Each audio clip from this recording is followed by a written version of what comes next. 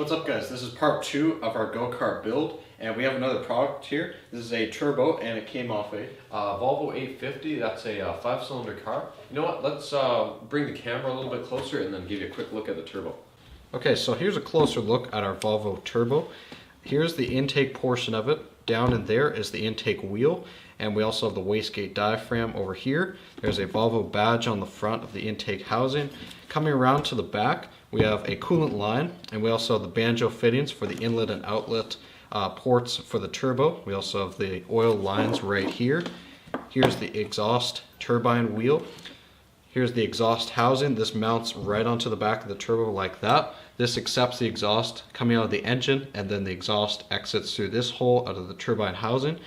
We also have 5 brand new studs to replace these 3 right here and these 2 on the front.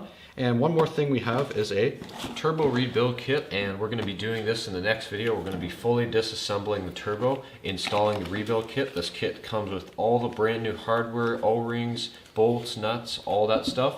And we're going to be doing that in the next video, so hopefully you guys want to watch that, and we'll see you in the next one.